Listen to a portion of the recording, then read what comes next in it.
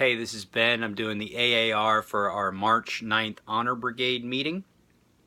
Things that went really well.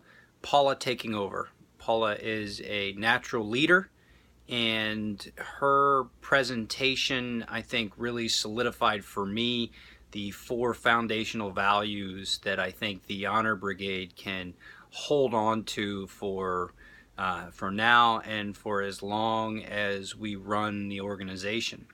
And Paula embodied those 4 values. The acronym of those 4 values are PADE, P-A-D-E, and that's prioritizing the practice, authenticity, distress tolerance, and ease.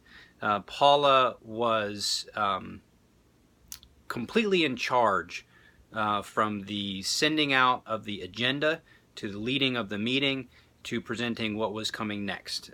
Prioritizing the practice exists in leadership like in mindfulness. A lot of thinking can be done about leadership. A lot of thinking can be done about mindfulness. But it's the practice of both mindfulness and leadership that makes the difference. You cannot do either by thinking about them. You have to practice, and you have to practice regularly. Second thing is what you practice through mindfulness and through leadership in the Honor Brigade is being authentic. This is because authenticity is our greatest resource for connecting with others. Anytime we can be authentic, even in, and this is the next value, even in moments that are a little bit stressed, that's when people can connect. That's when you know you've made a difference. Authenticity. And in particular, authenticity during environments that are a little bit outside of your comfort zone. That's what distress tolerance is. To be able to be outside of your comfort zone and still be able to operate, still be able to be present is fundamental to mindfulness practice and fundamental to leadership. Distress tolerance. Now, how do you create the ability to tolerate a kind of distressing situation? By exactly what we did in the Honor Brigade meeting. Paula, when I told Paula that she needed to set up the sandbox, she was like, I don't want to do it. And I was like, just got to set it up. She's like, well, that's your thing. And I was like, yes, but this is going to help you a lot. And so she was like, all right, fine. So she did. Now, while she set up the sandbox, I encouraged her to be mindful of what she was feeling inside and the alignment of her body. And the reason why I encouraged her to do that is because part of what being able to tolerate distress means is being able to be inside those situations and find the final piece of the values, ease. Finding ease inside of distress.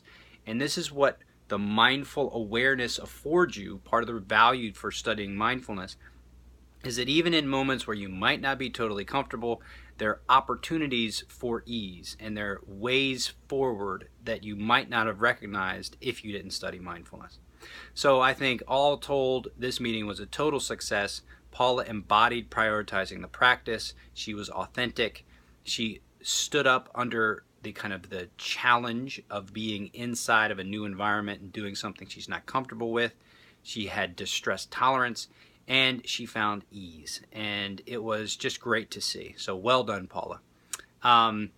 Improvements moving forward, I'd like to articulate these values a little bit more clearly and maybe talk about them a little bit more. But all in all, I think the meeting was a great success. And again, I want to commend Paula on her work and her leadership. And it's really cool to see you becoming this leader that is moving in directions and in ways that are authentic, a little bit outside of your comfort zone, but prioritizing the practice and moving with ease and grace. Excellent work. Next meeting is March 23rd. Thing to really keep in mind is that the leadership certification training that we're going to be doing will be taking place at the Women's Memorial, and dates to be determined.